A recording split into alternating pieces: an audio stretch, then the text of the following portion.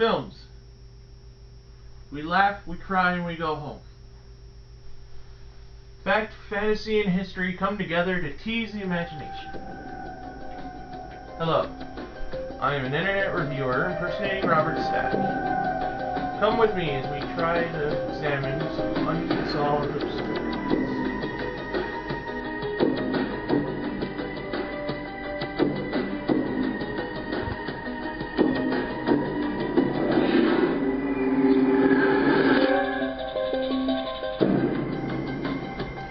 Hey guys, it's the Geek again.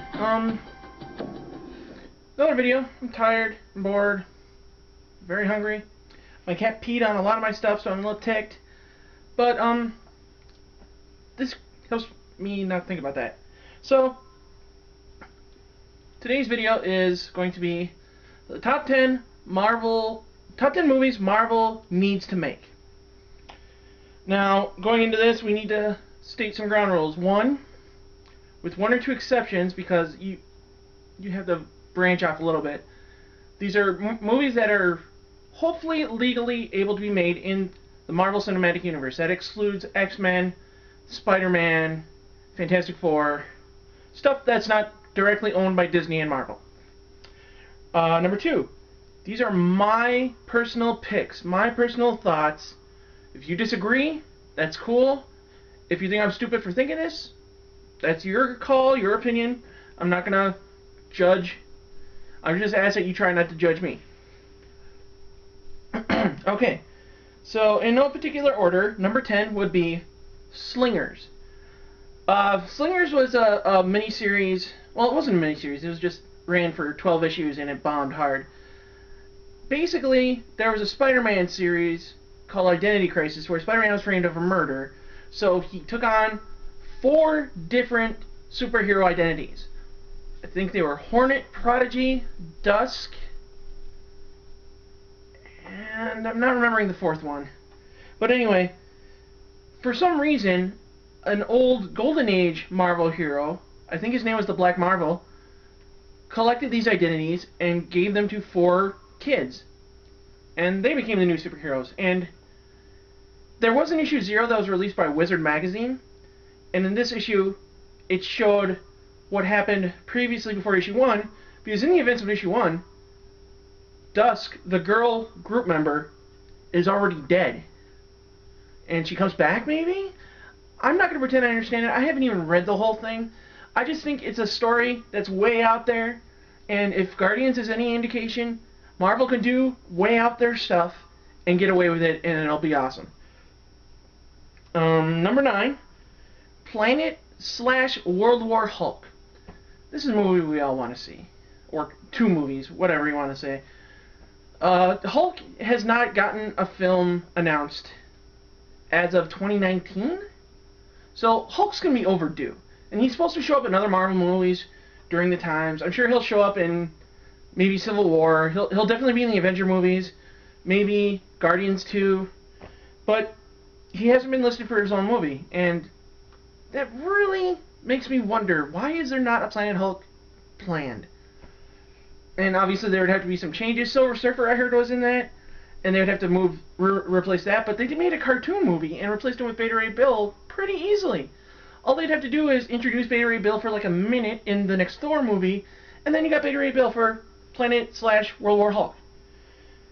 And I don't know, maybe it's tough because it's hard to center around the Hulk, because the first movie was pretty awful, even though I really liked Eric Bana and Jennifer Connelly in that movie. The second movie was a little better. Did not like Liv Tyler.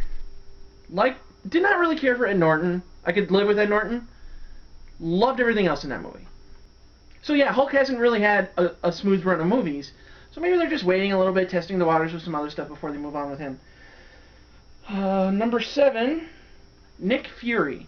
Maybe something with Howling Commandos. Maybe explain how, like, the old school Marvel fandom remembers him as a white guy. Currently he's a black guy. I'm not judging on race at all. Those are 2 different characters, or explain that, you know? Why is it like that? Is one the other's son? Alternate reality? What's going on? And clearly we never saw the white Nick Fury in the movie. So maybe it's just he never existed in this reality. So whatever. It's no big deal. But I want to see a Nick Fury movie. Like, place him a little bit with the Howling Commandos. Maybe that rule where he's never aged. Maybe he's a fighter since World War II. You never know. But I think it would be a cool movie. Alright, I think we're on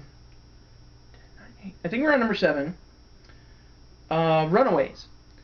I don't know if Marvel has the licensing on that, because I think there are a bunch of mutants who are just... I admit, some of these I haven't read.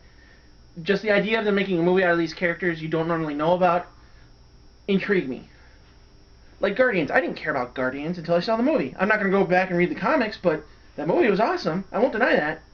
So they can do that with other stuff. Just with Runaways, if they were a bunch of... They're basically runaway kids with superpowers. It's pretty easy to replace that in the Marvel Cinematic Universe. Just whatever's going on with people like in Agents of S.H.I.E.L.D., just have that, like, just have these metahumans showing up out of the woodwork. It doesn't matter. We don't need a real origin. Just, these kids were born different. Go. Do we really need that much of an explanation? Okay, so I think we're on number 6. Submariner. No, yeah, Submariner. I was going to say something else, but I blew the lid. I think Namor is under the Avengers licensing. So they could do that if they wanted to. Like, he might be under Fantastic Four, I don't know. But I feel we've been hinted at Submariner or Atlantis. And that would be a really awesome movie to see. My opinion. Just bring back more Golden Age characters. That's what I want to see. I want to see the old school stuff brought into full screen. I want to see another period piece like Captain America, man. Okay, I think we're on number 5. Let's see. 1, 2, 3, 4, 5. Yeah, we're on number 5. She-Hulk. That would be awesome. We need more female Marvel characters in their own movies. The only female character to get her own movie as of announcement, as of the day this video is being filmed, is Captain Marvel. And they have announced that that's going to be Carol Danvers, who was Ms. Marvel. In my personal opinion, will always be Ms. Marvel. But she can be a captain. She was a captain in the military, so that's cool. I have no problem with them making her Captain Marvel. I just want to see a nod to the old school look, if we can do that. I don't know if we can do that. Just, I don't know. I love nostalgia. I'm kind of a sucker for it. Okay, number 4. And do not groan. I don't need hate mail on this. I'm sure you're going to anyway. And power to you if you want. But I'm saying this. Howard the Duck. We need a Howard the Duck reboot movie. We've been teased at it. I'm not going to say how, in case you haven't seen the movie. I'm not going to give out anything about this if I haven't already. But we've seen Howard the Duck in the Marvel Cinematic Universe. I want more. Give me more, Marvel. Take my money. Shut up and take my money. Okay. That's all I have to say about that. Okay. I think we're on 4 or 3. I think we're on 4. Wait. No, we're on 3. 3, 2. Yeah, we're on 3. Sorry. The Invaders. Now, granted, some legal issues have to be discussed with this. First off, they need to make a Namor film first. Unless you want to put Namor as origin in that movie, which would be fine. But then the harder task would be getting the legal right for the Human Torch. Now, I don't see why this is that huge of a problem, because Marvel's already done this with the X-Men in terms of Scarlet Witch and Quicksilver. They just can't say that they're mutants or that they're related to Magneto. Then, fine, we can use them both in both movies. What's the problem with doing this with Human Torch? We got a hint at Human Torch in the Captain America movie, but there was no reference to him. It's just like an Easter egg if you caught it in the scene fast enough. We never saw a name, we just saw the Human Torch. And I really would have loved to have seen an Invaders film. Cap, vintage 40s Torch, and Namor. Maybe get Union Jack, Toro. Am I missing anybody? I don't know. I can't remember. Maybe Ms. America, the Wizard. Get those 40s characters out there, man. I clearly can't use all of them because the current public is not going to buy some of that. They're just not. The Wizard will not get in a movie. I'm sorry. But I want another period film. I really do. And maybe I'm just asking too much. But we're getting Agent Carter as a miniseries. That's kind of a period piece, isn't it? We're going to see Jarvis in that. How does that happen?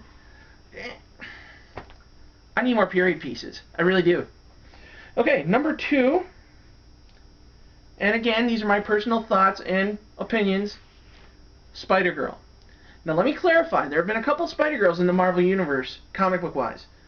There's been Maddie Franklin, who was actually a Spider-Woman, but she was a girl. Come on. She was a kid. There's the current 616 Spider-Girl, whose name I can't pronounce. I think it's Anya? Don't hold me to that. She has no real connection to Spider-Man, other than powers maybe, in this Spider-Verse miniseries they're doing right now. I don't know. But the Spider-Girl I'm talking about is May Parker from Universe 952. The Marvel Multiverse has numbered every universe they've ever encountered. I think our universe is even numbered, and I think the DC comic universe is even numbered. But I want to see a Spider-Girl film. They can't do it in theaters right now, obviously, because they don't have any ties to Spider-Man. They can't do anything involving Spider-Man. They can't even do anything with Spider-Woman, who really has nothing to do with Spider-Man. But they can do other stuff, like they can do animated stuff. Give us an animated movie. I would flip for just that. Just give us something other than the comics. And I think I've seen 2 toys, and they were in very limited supply and sold only at specialty shops. And there's rumors that they're going to kill her off in the comics. She hasn't had a comic for like 5-10 years, and now that they're bringing her back for this Spider-Verse miniseries, they're going to kill her off? No bueno. Not cool. And I hope I spoke the Spanish right. Okay, I think that was number 2, so number 1 would be Marvels. Now, this is another film idea I feel I need to explain. Marvels was a miniseries back in, I want to say, the late 90s. It was basically the days of the Marvel Universe coming together through the eyes of a photographer who's just a normal guy, who's basically on the sidelines watching the X-Men appear, watching the Avengers appear, watching Galactus show up, and watching Gwen Stacy die. Granted, again, there's legal issues here. We can't use Spider-Man, can't use the X-Men, can't use the Fantastic Four. But there's plenty of Marvel Universe to go around. And his internal monologue, he's talking about like how he goes home and talks to his kids about this. They did a sequel series where at one point they were a foster home for a mutant runaway girl. Marvels was a beautiful miniseries, and it's a shame to have completely forgotten it. But that's the way a lot of stories go in comic book worlds, and in, sadly, other forms. But hey, that was my list of the top 10 movies Marvel needs to make, in my opinion. If you disagree, go ahead and let me know down there. If you want to comment, subscribe, like, hit us on Twitter, hit us on YouTube, which is right here actually, hit us on email, hit us on Facebook. We got them all that I've just listed. Please check us out. I would really appreciate hearing your thoughts, and let us know what else you want to see. We'll do as much as we can. Just throw out a subject, and we will do our best to review it. We've got a couple of videos planned out. We've got some video games, some trading cards, we got some comic book stuff, got some toy stuff. I think I said video game stuff, but I'll say it again because there's lots of all this stuff. Well, I guess that's it for today. So, until next time, this is the Geek saying, good journey.